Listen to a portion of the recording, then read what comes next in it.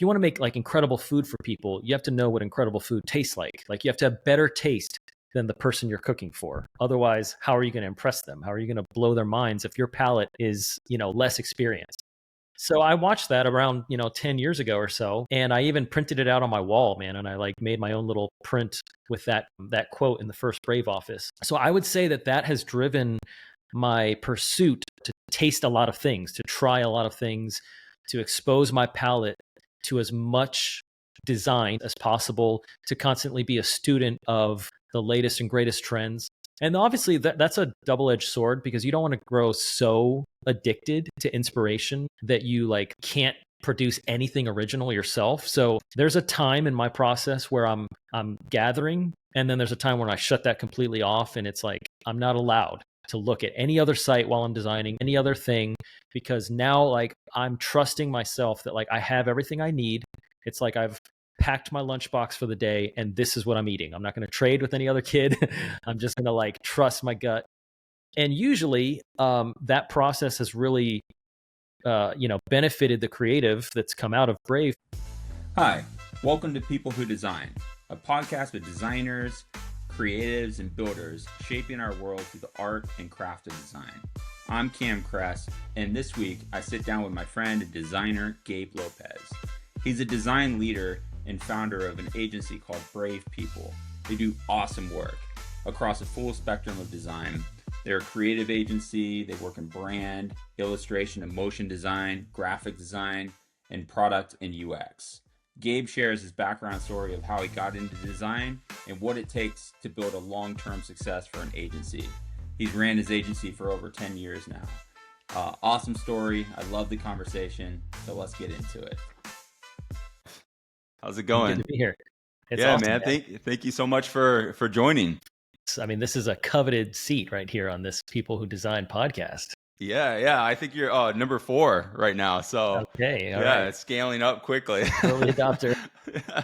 Yeah, I appreciate you taking the time to do this. Absolutely, man. Yeah. So just kind of preface the background, story a little bit. You and I have known each other for some time now. I think probably almost 10 years, right? Something like that. Yeah, it's been a while. Yeah, and I've been a long admirer of yourself and what you've done with Brave, and I thought this would be a perfect opportunity to maybe ask you some questions I would normally not ask you. I really try to understand your background story, how you got into design, and really admire what you've done with Brave People, and so maybe we kick it off there. Like, how what's your background story?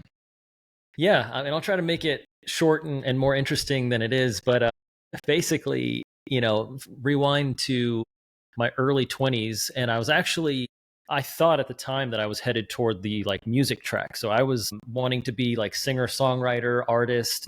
I'd written a couple of songs and, had a band, and was just trying to explore like what that direction could look like for my career. So, I had no idea that I would end up in the space that I'm in, but basically, over the course of like maybe from 20 to 23, hit some road bumps on that vision and that dream. And I think as just a way to like supplement income, started dabbling a little bit more in the freelance space and doing a little bit of design things. Because generally speaking, I grew up pretty creative, at least in the way of like sketching and painting and drawing. And I never really got into graphic design until I moved to Tampa and met a guy named Keith, who basically gave me a free tuition, I always describe, of just all the things he was learning at the design college that he was attending. So he was a little bit older than me. And he basically just like turned me on to this whole world of Illustrator and, what I could do with Photoshop, and really honed my craft. So around 23, I ended up applying for an agency job in the downtown Tampa area, and which is crazy because I didn't go to school.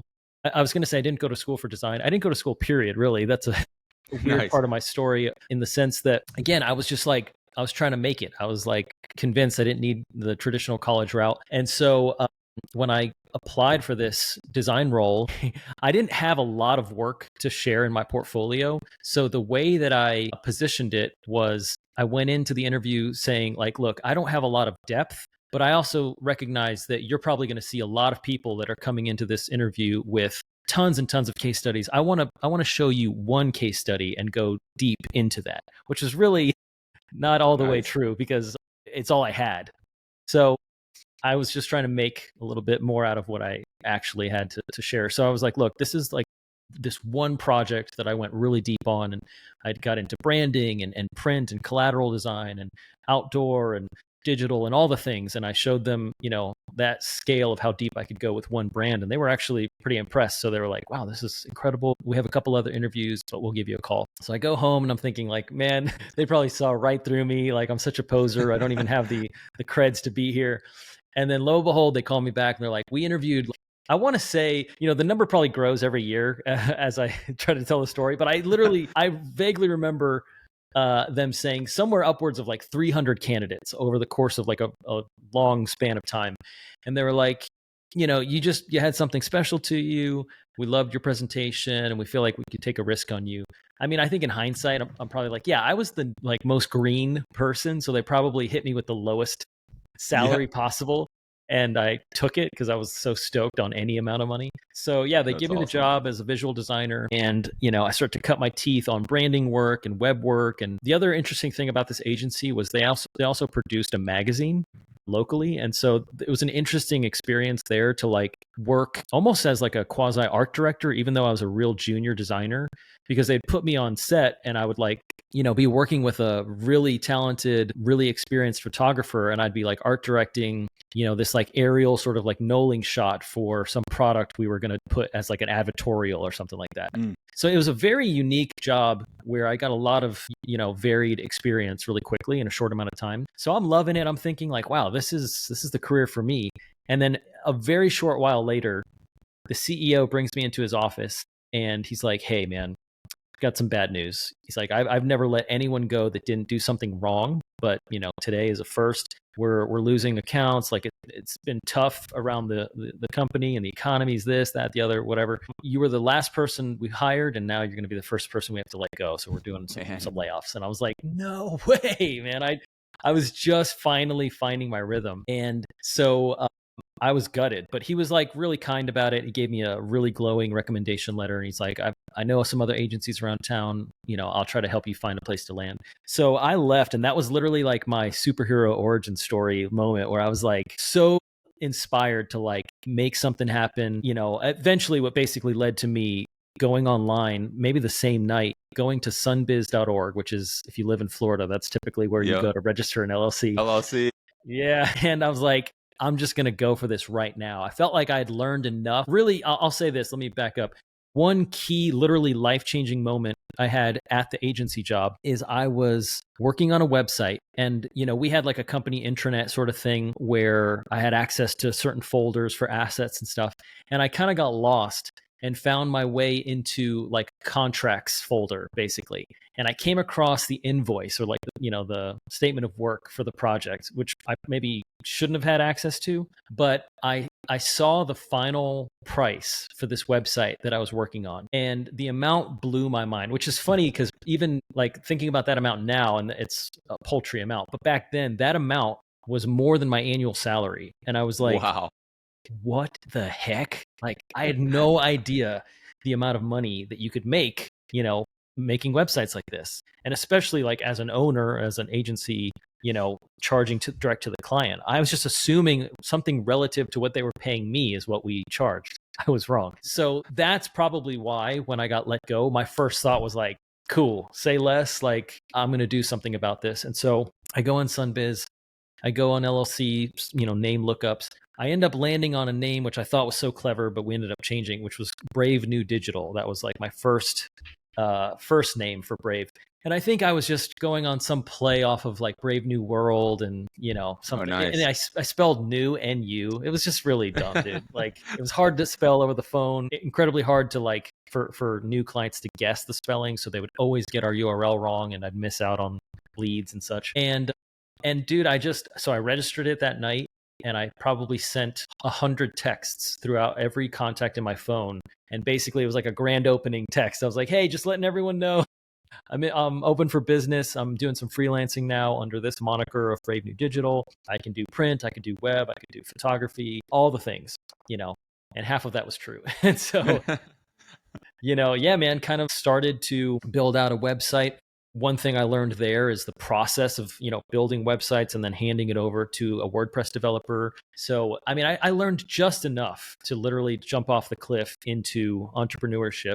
And I was just dumb enough and just naive enough to not know the risks and the perils. Mm-hmm. And so I wasn't afraid. It was like a very risky thing to do, but for me, it was calculated. It was like, yeah, You had what do I nothing have to lose at that point, Literally, yeah. Yeah. I was living in a studio apartment by myself, but even that, man, was like, God's providence. Like, I remember when I had the job offer and the salary and all the trimmings before me, I was actually looking for an apartment right before. And I had seen 2 apartments, and one was like this nice luxury one, like in a certain part of town that I was like, well, I can't afford it technically now off my new salary. And then there's another that was more in the burbs, and it was like small, kind of crappy, but like really, really cheap, really affordable. And by the grace of God, I went with the affordable one, like a good, sound, conservative financial mind. And that was like the greatest gift, because when I got, let go, I was like, I can make $400 a month to pay my rent, like much easier than I could have at the time to make $1,000 or whatever the rent was. So anyways, yeah, so that's awesome. Out of that studio apartment, Brave was born, and, worked on whatever kind of work I could, slowly got, honestly, my big break, and this is so random, I got an e-commerce website for like an automotive dealer in Australia. Don't even ask me how I got that. Wow. But like, that was a huge account for me. And I remember like that was maybe the first account I needed to hire someone for. And again, not to kind of really fast forward. So like, finally started to get enough retainers that, that warranted having 1099s. And then eventually I felt like I needed a W-2, full-time help. So then I started looking at other spaces in the Ybor area of Tampa where there was a lot of mixed use zoning. So I could live and work in the same spot. Got a little bungalow, in like on 3rd Avenue in Ybor. Hired my first 2, basically my friends, like hired my first like project manager and designer, who one of which I still work with today. He's still a good friend and on the team. And then at that space worked until, we needed to hire more. And I basically ran out of room for my bedroom. And that's like a funny season of life as well, because I had a roommate, dude, like non-related to the business roommate. So clients would come over, and it was like a scene out of, some like Jack Black movie where he like walks out of the bedroom. He's like, "Hey bro, I got a drug test later today. Can I get some help with that?" I'm like, "What?" Just really unprofessional situations there. And so like he would come out with like bedhead, and I'd be like, "Dude, I'm with a client," Go back in the room. Yeah, please hide. And so anyway, so like eventually grew enough that I had to move out, which was a blessing because I needed that separation of church and state, so to speak. Yeah. And then, that led us to find the office that I can't remember. I can't remember when you and I met. If you met us at the 1613 North Franklin. On Franklin. Yeah, that's the one. Yeah.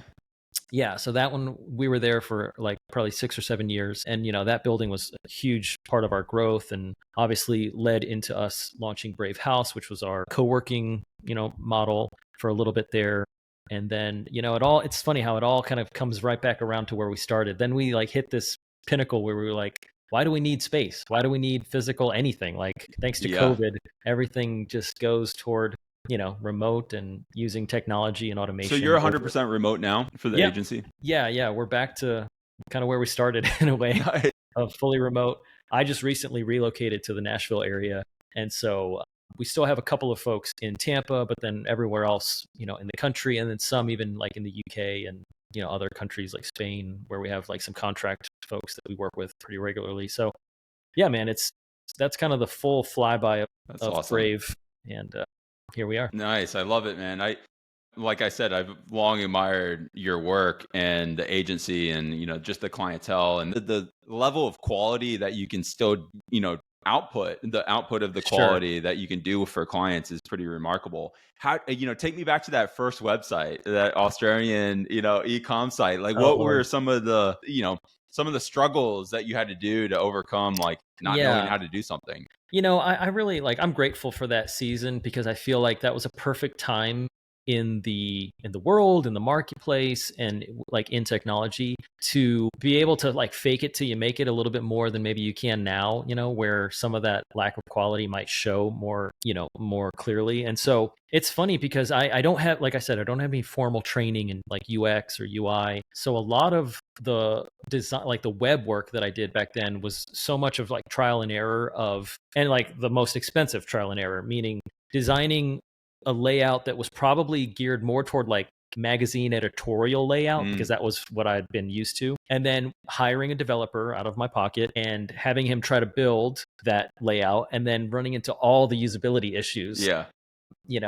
And then having to redesign it and go back, so like that was really my education, is building bad websites and bad experiences, and realizing but quickly realizing, with that developer's help, what was possible to build in budget, and then what was even possible to build like functionality wise. So for the automotive like retailer, it was kind of like like an O'Reilly or like a, AutoZone kind of like Australian, outfitter that sold primarily online. So we were using like, this was honestly, I feel like I sound like an old man, but I'm like, this was probably before Shopify was even a thing. We were using Magento back then. Okay. And if Shopify was around, it was like probably very nascent, and I didn't know about it.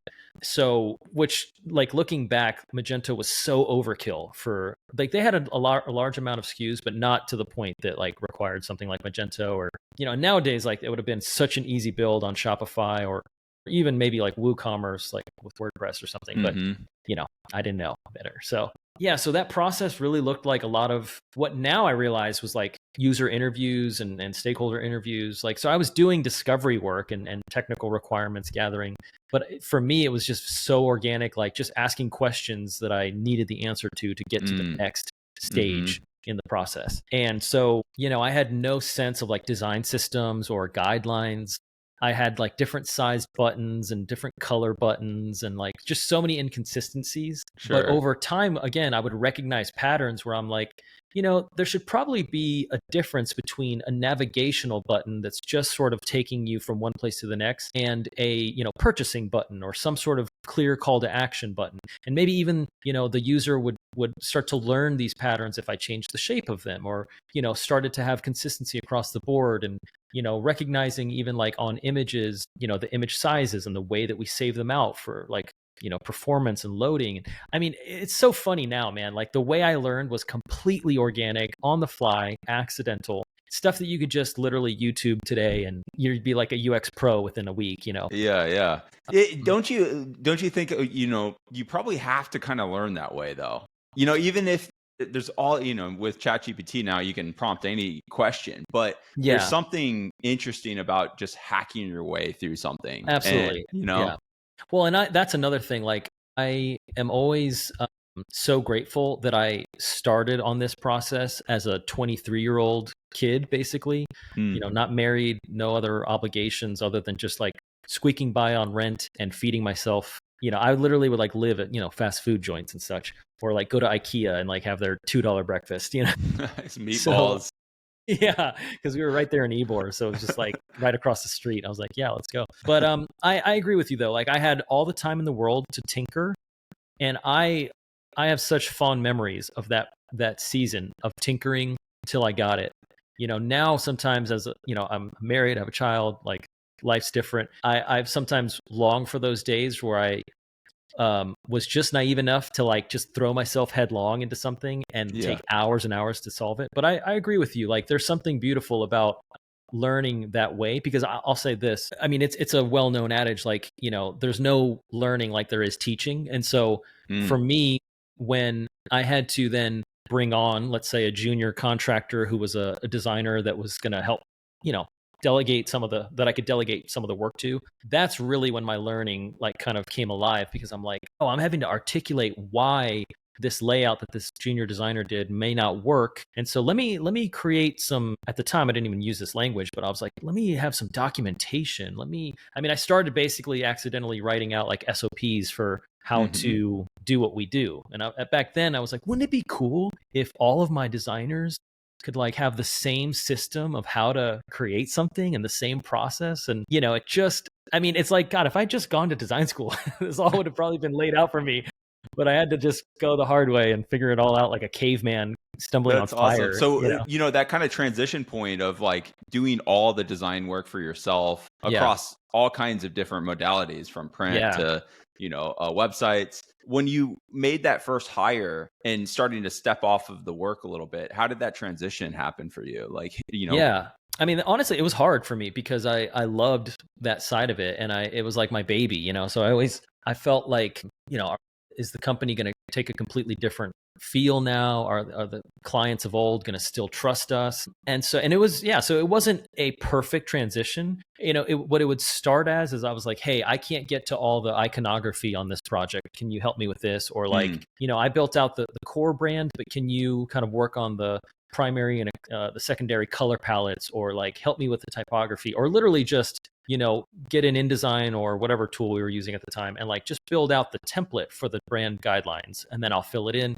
So I feel like I was slow to trust at first, as many creators can be. But over time, what ended up happening is we would have such a wide swath of like levels of clientele, right? So like there would be the premium clients that would come, the household names that we would, be lucky enough to work with. And we would put our best foot forward there. But then there'd be the like, I hate to even call it like B tier or anything like that, because every client was like a gift for us. But there was smaller, like, less mature clients. And when I say mature, I mean in the context of like their size and their, the years that they've been doing this, where there may be like a startup or just a small local business that they didn't need the full, Monty, and couldn't even afford it. Right. So like those were the perfect proving grounds for some of the junior designers that I was working with, where it was like, okay, this is a small, like 5-page website. Here are the guidelines. I'll lead the creative direction process, and I'll still help define some of the mood boarding and the language and tone. But like, I want you to sort of be the production person behind the scenes.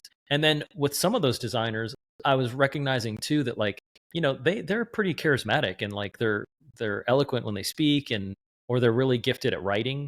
I mean, that like side topic, that's one of the secret sauces that I look for even today in hiring. I care so deeply about how well someone writes, because I know that that's because I think if you're a good writer, then, you're probably a good communicator in general. And if you're a good communicator, you can communicate pretty much anything. You can communicate complex ideas in simple ways. You can explain the rationale behind design choices that we've made and design thinking to help the client get on the same page. And also that probably means you're a good listener. So vice versa, like Absolutely. I always joke around that like this work, no one tells you when you're like in design school or starting an agency that you secretly have to have a psychology degree to like do your job effectively. But working with clients, it's like that's half the battle, literally, is just communication, understanding, interpretation. Like literally I need to be a translator, for ideas. So yeah, I would like see some of those skills in those young dudes that I was hiring, and then just give them shots at certain projects, and slowly but surely,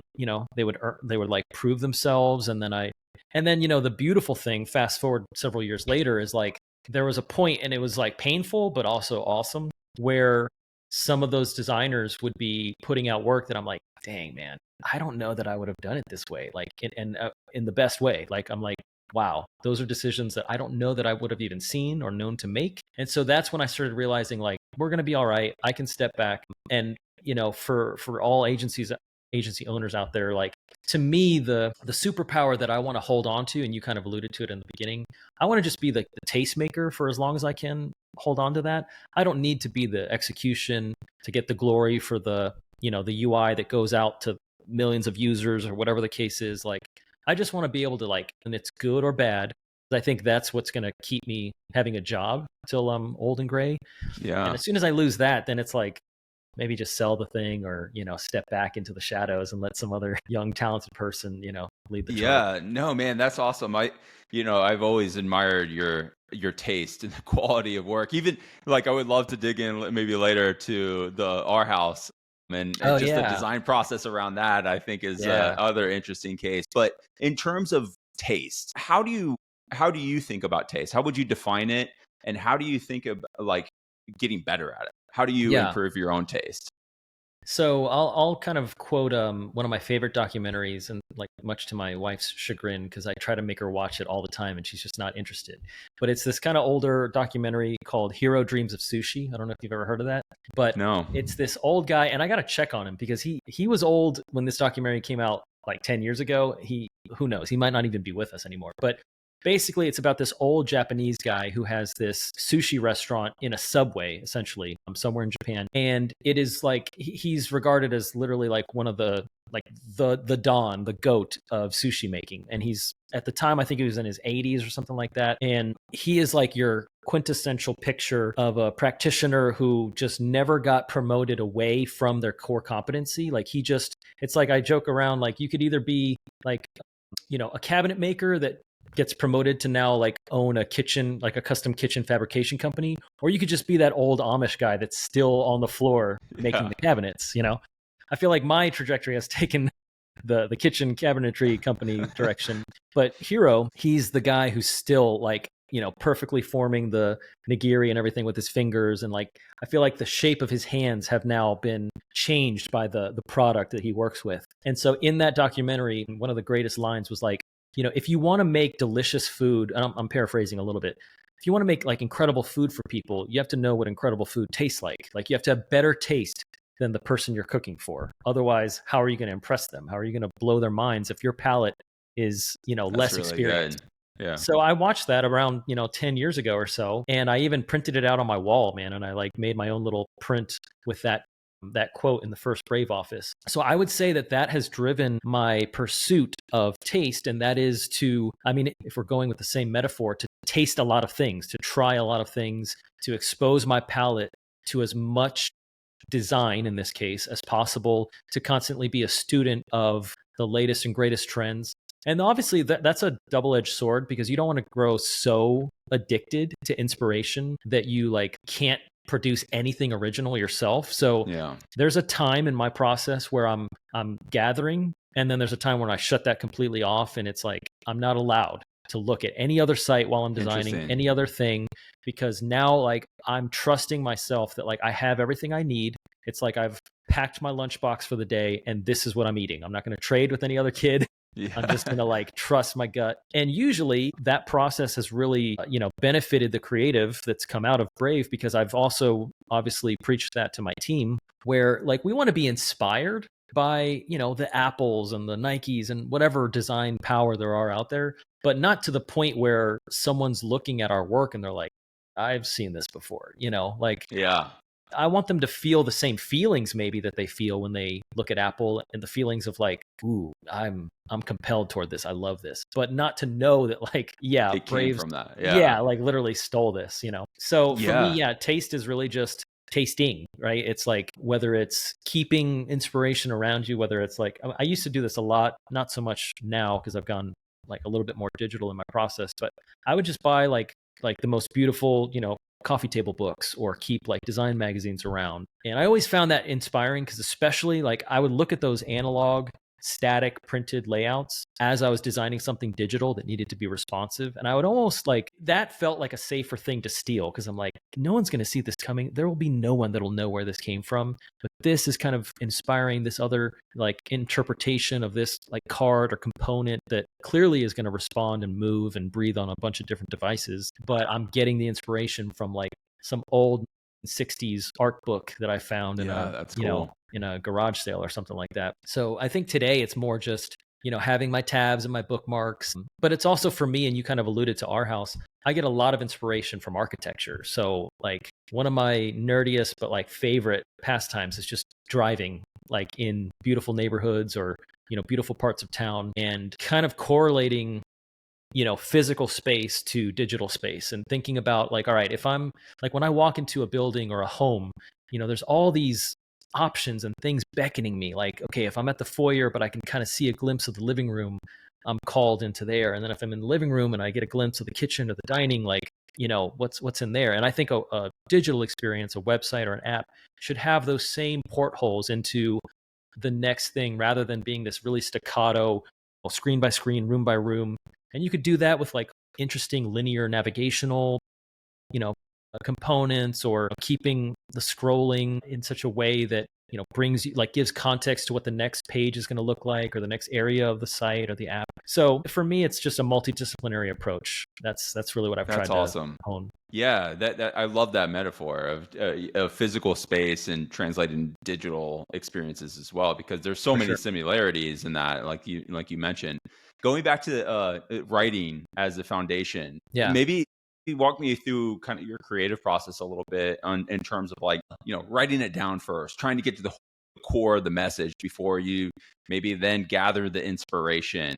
And I like really what you said about turning it off, because I kind of get caught up in that as well. I'm like, I don't know when to turn it off. I'm like, man, what I'm making right now isn't as good as what I'm trying to collect in the discovery phase. What does that process look like for you? Yeah, it's exactly. I mean, that's why I had to create that rule for myself, because I would just be so hard on the thing I was creating, and I was like, man, this looks nothing like the inspiration on the other screen I have here. And so, yeah, for me, like, even the writing process, I like to get away from my desk. I like to, like, I mean, I'm not so crunchy that I'm like, yeah, touch grass, get outside, whatever. But ground yourself. Yeah, ground it. Yeah, it's barefoot me walking around. It's like, oh, Gabe must be working on a website again. He's barefoot. I mean, although that is a beautiful, source of inspiration, that's not something I require. Yeah. Every time I'm in nature, I'm like, oh, I got to do this more, but I haven't been smart enough to build it into the process. But yeah, for me, I love to write. Like, I keep, notebooks and journals and things. One process especially when I'm like in a slump, let's say, creatively, is I'll just kind of like dialogue about that. So it's almost like adjacent to the design process, but I'll kind of write down, like, what am I feeling right now? Why am I stuck? And oftentimes for me, like, creative block is really just another way to say, like, I'm struggling to, like, enunciate or like articulate creative, a distraction, something that's like taking my mind elsewhere from where it needs to be. And sometimes just processing that out is helpful. So that's kind of more on, like, the emotional creative side. But then just practically speaking, like, when I'm approaching, a website design or a logo or anything like that, I'll write down, like, in a very, like, analog way, who is this for? What is the feeling? Like, one cool thing that we've tried to do is we'll almost choose from, and this is actually a little bit more for, like, content creation as well. This is more of a process for content, like, especially if we're creating, like, a podcast or something video related.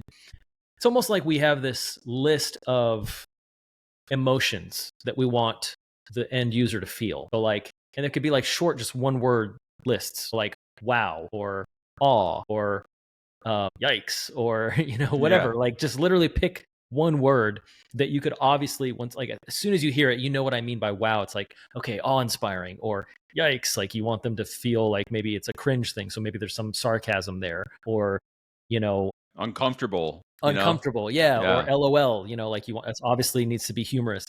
So we start from that, like, feeling, and then work our way backward. So again, that's why that works, I think, better with content, because I think it's a more complex feeling when you're building an application or a website. Like, it's not, I mean, you want every app to feel wow, but you also want it to feel LOL, and you want it to feel helpful, whatever, at different times. So it's not a perfect analogy, but typically, like, we want to write down, the feelings, the goals that need to be accomplished, what is the success criteria and, like, the win for this thing that we're designing. And then beyond that, like, I'll just write out any stream of consciousness type of creativity where I'm like, oh, don't forget to explore this, And so, like, a lot of my journaling is, like, really messy and kind of like connective tissue type stuff. It's not super detailed, or, like, I feel like someone would read it and be like, oh, this poor guy had schizophrenia, like, actually just mine, sorry.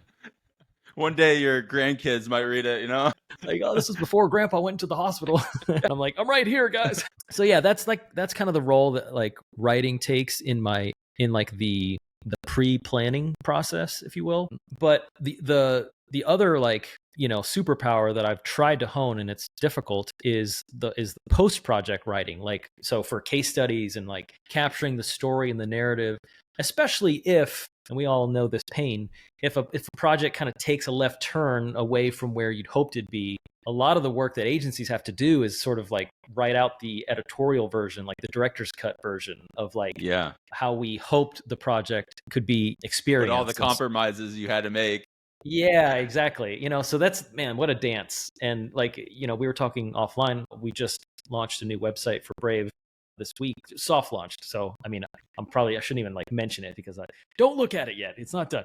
But It's great. I love it. that whole process though, man, what a thing to be able to write Case about what studies. happened. Yeah. Yeah. And to capture like the high level things, but also from a business standpoint, to recognize what type of information is actually useful to the audience, which could be potential clients. Because, as agencies and creatives, like we want to write out, the full Monty of like every single thing we did and thought of. Look at how smart we are. Look at how thoughtful and creative we are. But it's like, doesn't always translate. So that in itself, when a designer can both, write out the plan and show me that like, hey, their thinking process is sound toward this, but then also when they can capture what they've done, to me, that's like, again, such an invaluable skill set that I look for and I try to surround myself with. That's awesome. Yeah, because that same problem applies to designers who have worked inside of companies as well. Like me trying to come up with like a clear story of my contribution on specific projects, but also like my impact at a company overall, like from my time that I started there and kind of that evolution of like where I contributed what I thought was the most value to the organization. And being able to compact that into a story is and put it on the portfolio is a process. It's tedious. It kind of sucks. It sucks to put, but one thing I think Frank Gehry said, the architect, he's like, I don't design for other architects. I design for what the client wants, Sure, I think it was Frank Gehry that said that, So in that way, I think sometimes I get caught up on like, this was what the design intention was, but obviously there's a lot of compromises. The final product looks different than what my original vision was for the. How do you kind of balance that? Like, when you're looking retroactively at a project and putting that together, like, man, I used to suffer that so dramatically earlier in my career. I mean, it's almost like all I was living for was the case study. And so as soon as I would sense that the project was taking a left turn away from what I thought was like the premium case study version of this, I would just be so depressed inside and I would fight.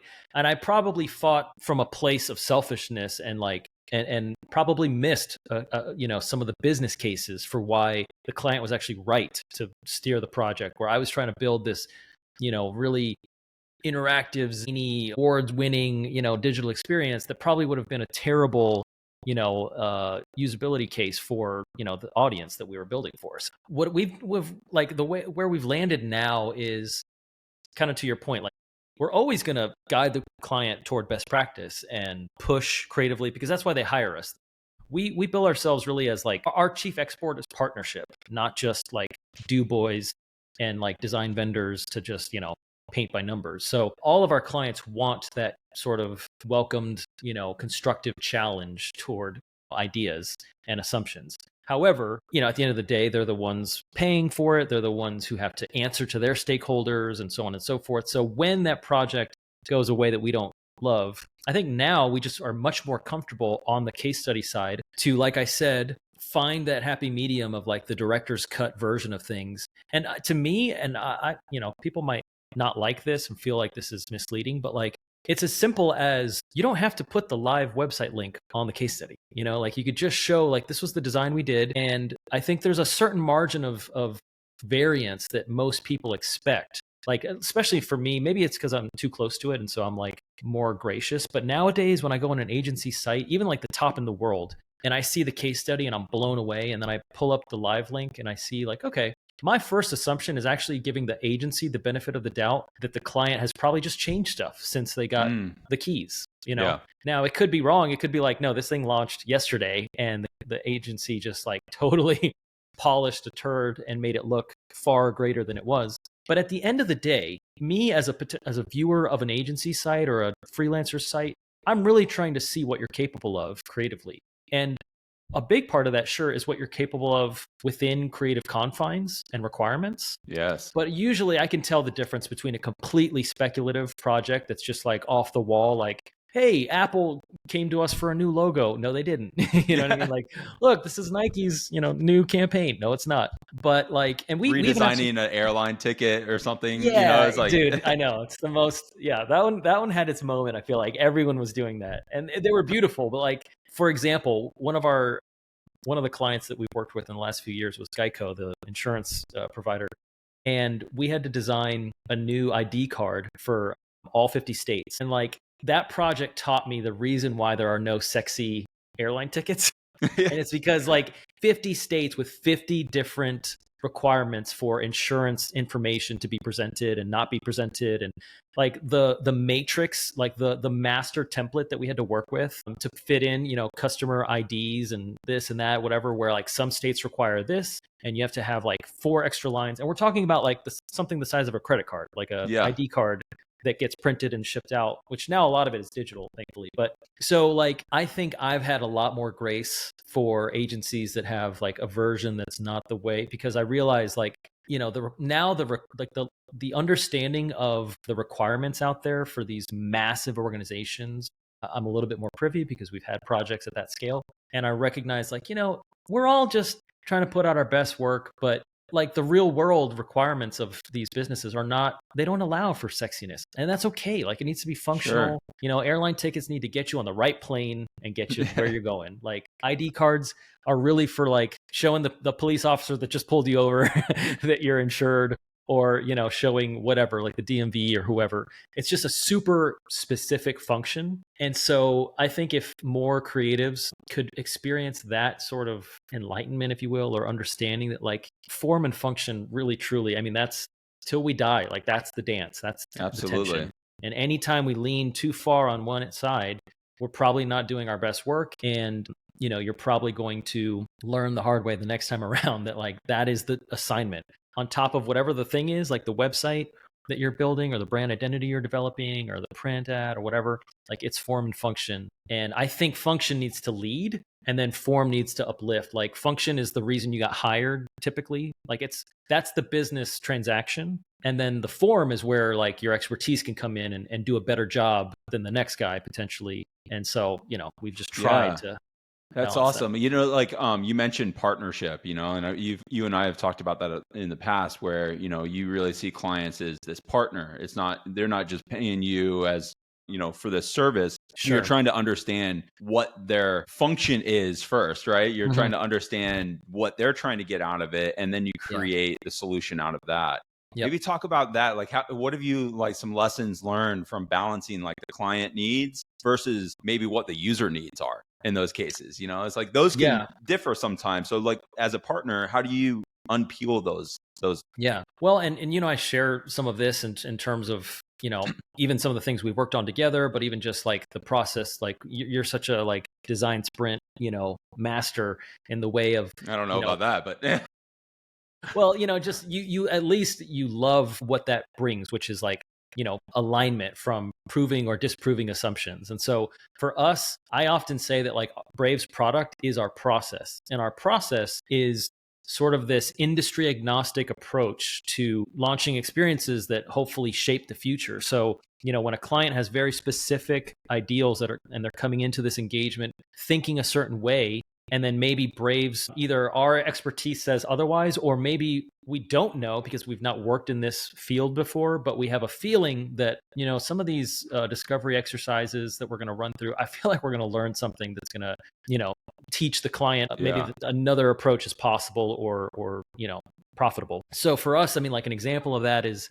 writing out the user stories and defining like not just the user types, but like the user goals. Like, so, like one process that has really helped us is when we, understood, let's say we're building a website or something like that. It's a common assumption, especially if let's just talk about like a marketing site for a small business. It's a common assumption that the homepage is the most important page on that website because it's the first impression. And, a lot of the common UX, muscle memory type components are like hero headline, call to action button, scroll down below the fold. Maybe there's like, a brag rag as they call it, like as seen by or as trusted by, and you have all your clients that you work with, or press logos. Scroll down further. Let's say you're a service business. You got your services, your 3 cards of like, good, better, best. Scroll down further, maybe a testimonial. Scroll down further, footer, and like, boom, you're off to the races. There's your homepage. Well, these processes where we'll outline the user types and the user goals,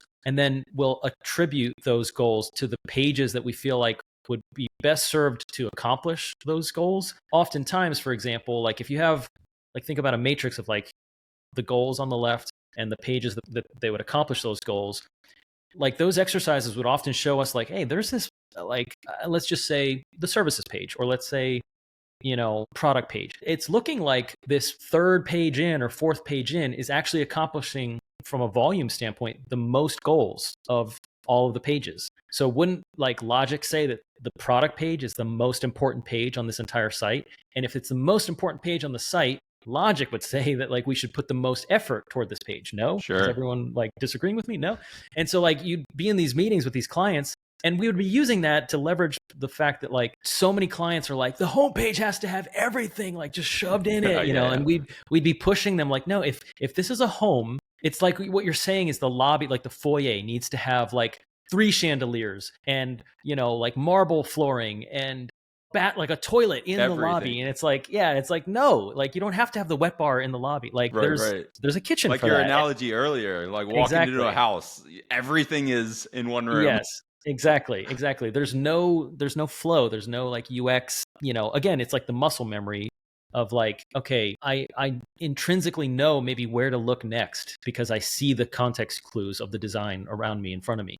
So, those types of exercises where we would do like this page goal attribution would show the client that like, okay, interesting. Maybe we don't have to like put all our eggs into this crazy freaking homepage with like 16 vertical sections. We could disperse it throughout the rest of the site. And now like they can trust that we're building an even, well-balanced site, but also it puts on all of us like the importance that, hey, we've defined that like your product page is really truly like make or break. So let's go all in. Let's be, tactical with the information, because again, a product or a service page could typically be the laziest page. It's just like bullet points and get in touch with us. And it's like the most missed opportunity. But if out of our user story, we're defining like, okay, as a blank type user, I need to be able to accomplish blank, and like none of that's getting met, like then where is it getting met? It's not. And so that's where you build a form heavy website. It's beautiful. Like we made your site look better, but I don't think we did anything for the function.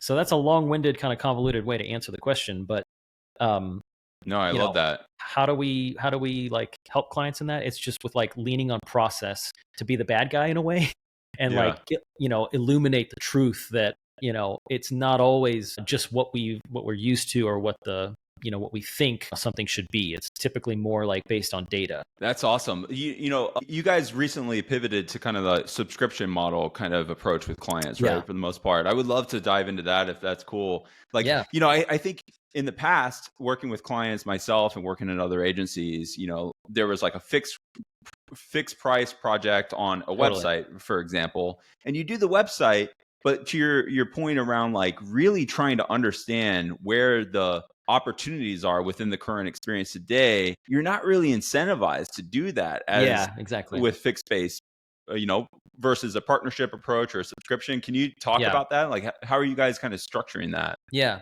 Well, I'll just say that like for us, sometimes I feel like I need to clarify what we mean by subscription, because in the design world right now, you've got the, design joys and like the, off menus and like the agencies that are offering unlimited design, design, and like no shade to anybody, because like those dudes are killing it for themselves, so great job.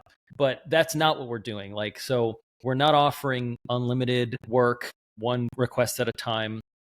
Our subscription is really like you're subscribing to Brave People, truly, and it's not intentional, but it kind of is. So our subscription is really people based. So rather than, just getting like a flat, I don't know, I feel like the common price is always like $5K ish a month for like, unlimited stuff. We're basically making our team resources available to you.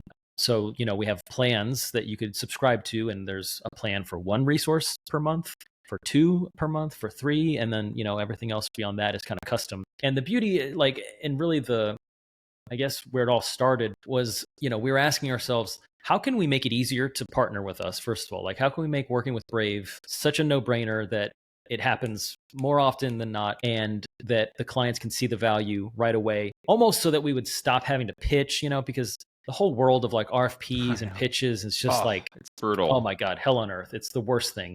And man, I sunk so many hours early in my career because, you'd get a really big brand reach out randomly and, they're like, we've invited you to participate in this RFP. And it's like this 90-page thing. And, you're young and hungry. You're like, oh my God, this is the best. But you stop all real paid work to go basically, lose a pitch essentially, because that's what happened every time.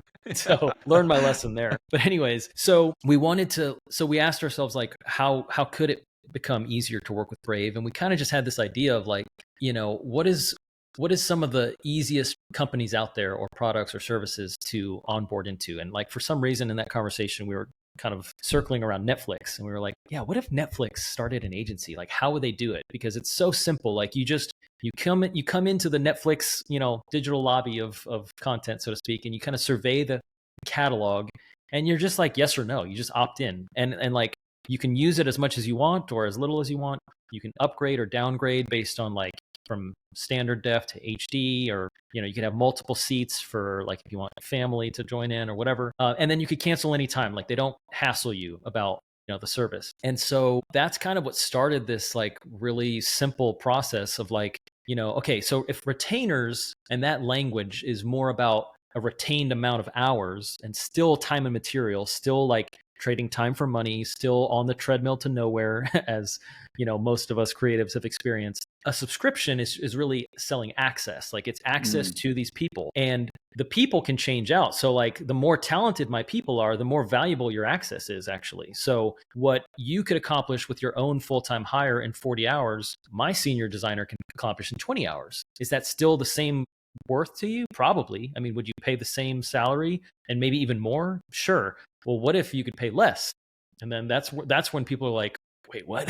And so because our resources are never really fully like, fully deployed FTEs in the companies that we work with, we can basically have, one designer who's giving 15-ish hours to one product and 15-ish hours to another product. They're still not overloaded, but they're creating super outsized value for these two organizations. And now they're both paying me, let's say 90% of what a full-time salary is for that one person, but like it's all coming off the value of one person that I'm paying a normal salary for. So, that's kind of the model broken down. And really like That's awesome.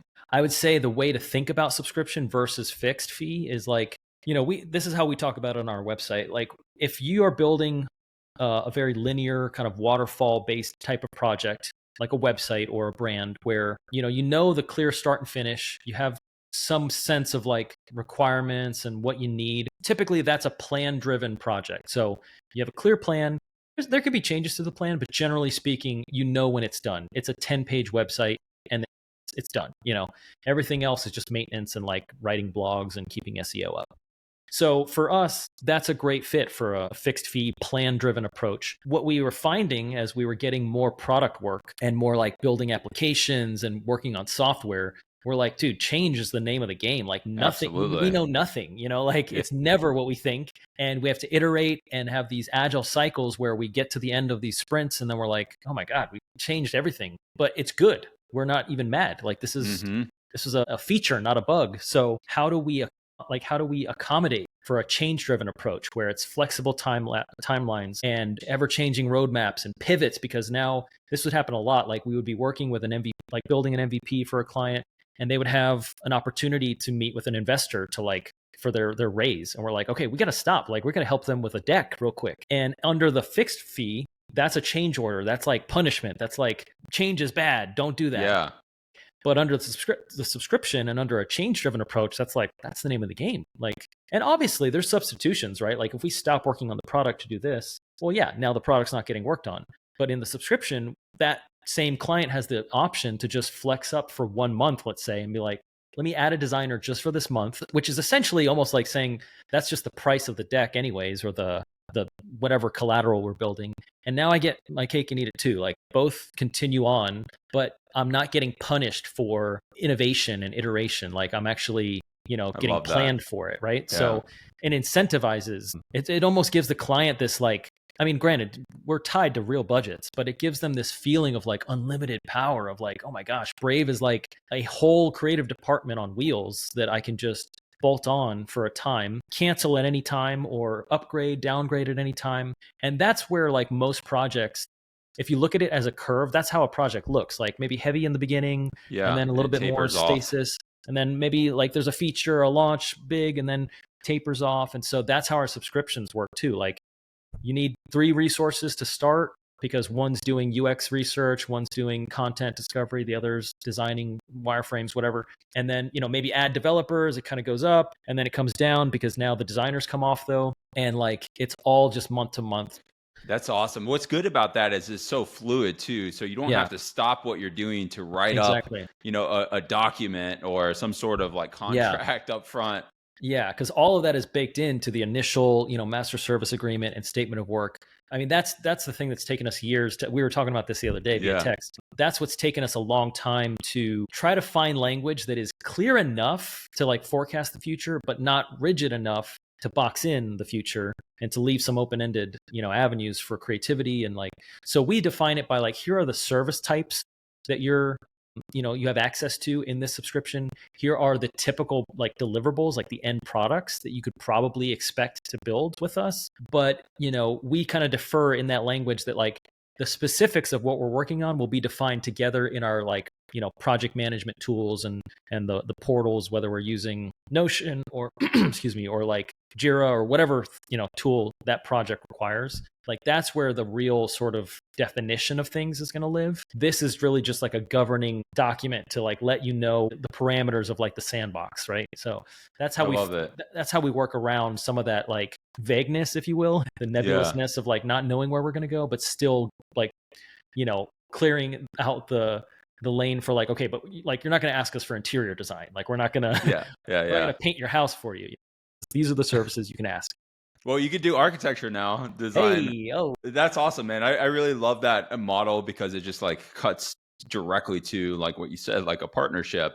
Yeah. Working on internal teams for so long, it is sometimes good to have the an outside perspective come into Absolutely. the organization too. Yeah. Do you guys find that as well? Just like, because a lot of times what happens in internal companies is there's like a direction, maybe the design team and the product people want to go, but then there's some sort of like baggage around it. We've been thinking about these ideas for a while, but if you come in from the outside and you're like, what about this? And we're like, yes, it just creates a little bit more momentum, I think, for the internal teams to then execute quicker. Yeah, exactly. I mean, something that like we've even put into language on our new website is that like, big or small, 5 employees or 5,000 employees, these organizations are all facing some of the same challenges, just at different scales. And so when we talk about, I mean, we kind of would use the language like echo chambers, like, you have a great team and you've, been working cohesively together, but maybe like just the last piece of what you need is an outside voice to add some fresh perspective into what you're working on. Another common challenge we feel that the subscription serves well is when, a company's focus is split. Like you don't have the time or the energy or the resources to implement your vision, but you also don't want to reassign internal resources, like valuable people who are doing the job, chopping wood as they need to. You don't want to reassign them to these new initiatives. And so that's where an outside partner like Brave really comes in and adds a lot of value. I mean, we talked about it a little bit, like hiring is hard. Like expanding your team with full-time employees is exhausting. I mean, obviously there's some companies too. And expensive. I mean, it's expensive in many metrics, right? Like time, energy. And then there's the culture fit. So we work with a lot of large organizations that have like a 6-month process of like recruiting and vetting and then interviewing and hiring and training and onboarding. And then that person's like, actually Dropbox just gave me a better offer. I'm out. You know what I mean? And it's a really good point.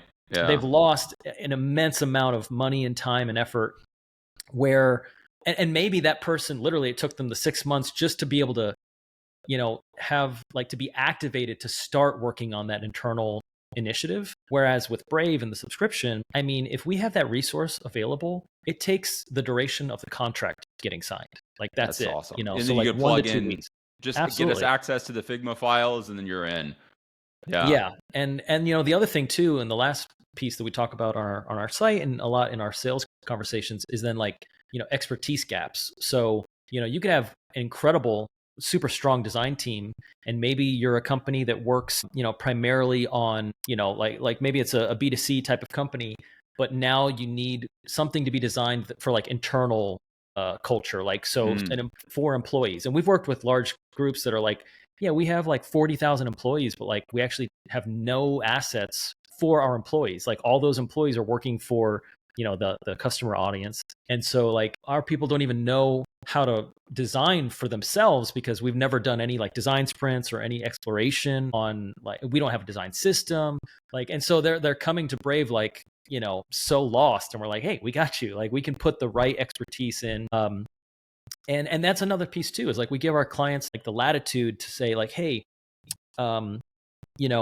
we've been working with so and so, but like, do you have anyone else that has a little bit more experience in fintech or in whatever, or like, and so we can try to like curate the team well. And sometimes that experience doesn't even matter. It's like, yes, none of our team has worked in this industry, but what I don't think that matters. What I think you guys actually need is someone with a really strong UX background to kind of challenge some of these assumptions you have about your industry. So that's why we're placing so-and-so, a guy like Andy is awesome. Like I know you interviewed him on the pod too. He was an early employee of Brave, and now he's just a contractor for us, but we work with him a lot.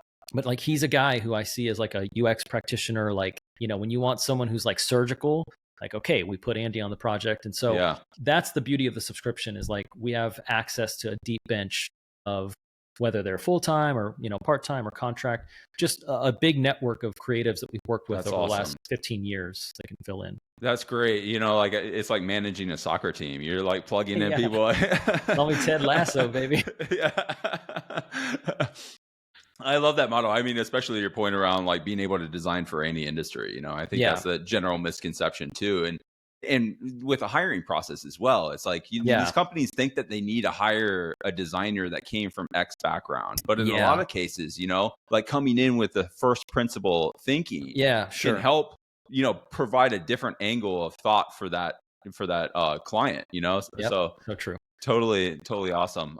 Yeah, I know we could probably go all day. I know I don't want to take too much of your time, but I would love to like learn more. Are you guys, using AI right now? Like, how are you using that in your practice today? I've touched on that on every episode so far. I think that's it feels like the early internet right now. Sure. All these AI tools hitting the market like crazy. But going back to your earlier point around trying to establish the signal from the noise, there's a lot of noise. And it's just, it can make stuff very fast, but is it making quality stuff is the question, So how are you guys using it now?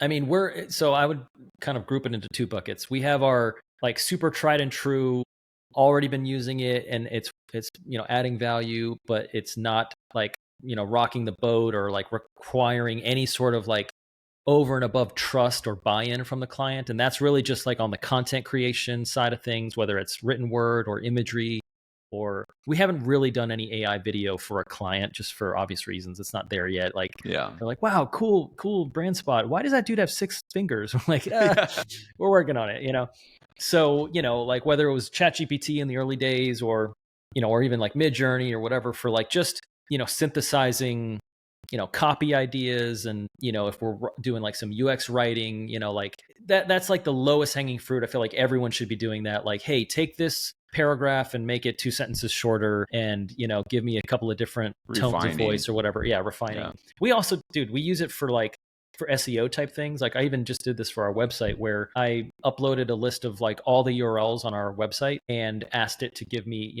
titles and meta descriptions. And, and I gave it a couple of keywords to bake in. Like that kind of stuff is crazy. It's so easy. Like that would take me, because it was like 25 pages. That would have taken me forever back in the day to write a unique, especially on the work pages, like a unique little meta description for every single project and every title and every, so that's the stuff that like just makes life, painless and easy. So that's like one bucket of things. The other bucket is really more in R&D. Like we're not really using AI in any major ways to build applications or websites, but where we're exploring is actually to like democratize some of the Brave experience for smaller businesses. So rather than like going really big, we're thinking like, tools like Reloom or Cursor or Lovable. Can we harness those AI platforms enough that we can provably, repeatably, and at a high quality create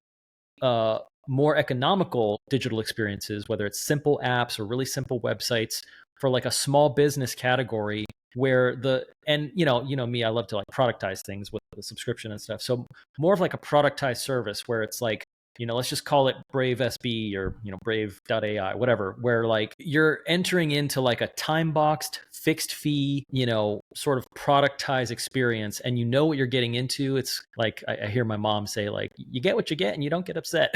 Like that's the model where, it's like, okay, we're selling like 5-page websites or 10-page, whatever, like simple sites that are built on AI. That, like, that's part of the marketing. We're not trying to like do a fast one and then, you see the end product and you're like, this feels like AI, like rushed, But what we're selling, and this goes back full circle, is our taste, right? Like that is still what humans have to hold on to in this whole AI race is, our intellect, our taste, our acumen. And so like when I think about, learning languages in the future, and even when I was growing up, it's like, you got to learn Spanish, whatever. And then there's a point where it was like, the most important language you need to learn is like JavaScript or whatever. It's like, it's kind of back to like learning English or learning whatever your language is in the context of writing prompts and like learning how to guide AI. Like that's the most important language you can learn. So that's what we're currently, like some of our designers are doing some R&D to feel out like, can we create a productized kind of fixed fee thing where maybe it's like, for 10K flat, like you come in and it's going to take, 3 weeks or like something really short, but you're going to get a almost like, I would say like a good use case could actually just be for startups where it's like your pre-revenue, potentially pre-brand, maybe even. But you don't want to just wing it or phone it in and have something crappy that you do yourself where everyone's going to tell that you just like bootstrapped it overnight. But you can work with a larger agency that has a solution that's not going to cost you, 6 figures, and it's going to happen fast. It's going to be very process oriented. You're going to know exactly what you're getting, and the whole process is going to be very like VIP thoughtful for you. And then for Brave, like the cost or the expense of it is also totally manageable, where we could be profitable cutting our services that drastically and our costs, our price points, but like still being proud of the output, right? So that's where we're looking to see, is it possible? It's almost like Reloom to me is almost like it's like Squarespace, but AI, Yeah. And so can we find a sliver of clientele that like, would actually be excited about that end product and not just feel like this is bloated, I could do this myself, Yeah, I mean, I think there's a huge need. You're almost like a curator in a way, right? It's like a curated experience to get something live and tested and out the door. Better than what you could probably prompt yourself. Like Exactly. I think that's the thing. It's like, I could probably do it myself, obviously through these tools, but the outcome of what you guys would produce versus what a novice would is better. And really, like, that's the first piece, but then there is like, taking it like that final polish, that finishing phase that requires experience and expertise and all the stuff we just mentioned. I mean, like, sure, AI could build you a website, but like it needs to be search engine optimized. What's your content strategy? What's the DevOps look like? Like, where's it going to live? 100%. And then like once people use it, like where do these simple stuff, like where does the form submission go? Like, do I have a CRM? Like, what is my actual business process? So that's what we're trying to bake in. Like, that's always going to be our like strong suit, and maybe like the manual side of things where we help companies go from 0 to 1 all the time. So let's just take the part that like kind of takes too long anyways and just try to shrink that down. And that's the part, honestly, like your website, I mean, even the best website deserves a rebrand and a redesign every like 3 years or so, So it's like, let's just, let's take out the middleman and, or like not be so precious about that final vehicle. Let's get you something good that doesn't cost us a ton, doesn't cost you a ton. But like, again, now you're seeing that the real service we're providing is partnership, Yeah, that's awesome, man. I love that. Love the model. What are you most excited about for the future? Like, what are you working on? Anything interesting that you're really excited about? I mean, on the AI side of things, I am excited to see how that could augment our team. Like, I mean, traditionally, when you think about growing any service business, it's like, okay, we need more clients so that we could hire more people so that we could serve build more things so that we could get more clients so that we could hire more people. It's just kind of this like never ending cycle. Cycle. And that's why like a service company's valuation versus like a software company's valuation is in orders of magnitude off from each other. Like you have 13x multiples on software and then like 2 to 3 times, EBITDA or whatever at best on a service group. So when I think about the value of Brave, like in every sense of that word, I am excited to think about like, can we be more effective, provide more value with the help of AI? And I don't know that'll like, who knows if that's going to require us to like kind of shift models a little bit. We obviously have, I think, done well on the subscription side of things, but I'm seeing Brave more and more just as a brand than like, the specific service company that it is. And so, if Brave People is not making websites and applications in 5 or 10 years, but we're doing something completely different, I'm open to that. So yeah, I think, dude, like you get older, you have a kid, and you're just like, how can I put in the least amount of effort for the greatest output? And not in like a lazy, like phone it in way, but just truly like valuing efficiency, because you like realize a Tim Ferriss type of way. Exactly. Yeah. You're like, my life is not staring at this screen. My life is what happens in the other rooms of this house. Absolutely. So that's really where I'm just trying to be a good steward, of like the gifts that God's given me and the resources, but also like, not just for me and my benefit. Like the whole reason we exist, and we think about this even in our name, like Brave People is, sure, that's like who we are and we try to aspire to be, but it's also who we want to work with. So like we're really in this to help people make their dent in the world and, like help them basically as they see, their product or their thing in their mind's eye. Like we want to bring that, to reality and build the thing that can't be seen just yet. And so I love that. Mission driven, Yeah, exactly. Yeah. So that's awesome. Well, where can people find you? I know we didn't touch on the R House. I'll link to the show notes because the house is spectacular. I love it. I love the design. I've dabbled in. It's funny, man. You spend your whole career. I was just telling my wife this, like designing digital things, and then basically what our house is, for a quick flyby, is like we built this kind of modern mountain home in the North Georgia area. And, when we were middle of building it, I'm like, what, I think we like hit some snag with something. Like we had to pay a lot of money for a retaining wall that was not in the plans, basically just because of the steepness of the grade. And I think I was a picture of that. Yeah. Yeah. Yeah. It was wild. And I was just kind of midway. I'm like, what am I doing, dude? I make websites. Like, why did I try to build a house? But like, after it's all said and done and we completed it, I've realized like, that was actually more in line than I realized with what I've done my whole life, which is creating, experiences. And like digital design sure has, it's in some ways apples and oranges with making physical space, but in a lot of other ways, it's the same principles, same ideals, and we talked a lot about unintentionally the analogies of like a home and a web experience or some sort of application. So yeah, that's truly, my B-side answer to like, what am I excited about is continuing in the physical world, designing, Nice. spaces. And that's kind of some of what we're doing here in the Tennessee area is looking for property to do some bigger things. So yeah, man, awesome. I love capital D design in all the senses of it. I love it, man. I love it. Well, thank you so much for your time. Is there any links or anywhere we should point people to for this? Well, you can check out Brave at bravepeople.co. That's our agency website. You could visit the R House project at visitr.house. And I'm not like much of a social media presence. Like, so I'm pretty much Gabe F. Lopez on all the platforms, but you won't find much juiciness. I kind of have a love-hate relationship with social media, but I probably need to use it more often than I do. But I would say, yeah, that's all the main ways. And I'm trying to think. My book is not released yet because I haven't started writing it. But other than that, I feel like everyone. No, I'm joking. I feel like everyone has a book. I'm like, got nothing. Well, maybe one day you can take all your notebooks together and make like Leonardo da Vinci kind of. Yeah, like a crazy person journal and sell it. Yeah. Well, Gabe, thank you so much, man. Have a great weekend, and thanks for doing this. And I hope to talk soon. Yeah, man. Maybe we'll do a round 2. Maybe we could do a deep dive into some of the design details on another episode. So yeah, why don't we record that one at the cabin at our house in Let's do it. Georgia. There you go. Let's make it for a much better scene background. All right. My lonely chair back here. Sounds good, man. Well, have a good one. See you, buddy. Man, take care. All right, see you. Bye.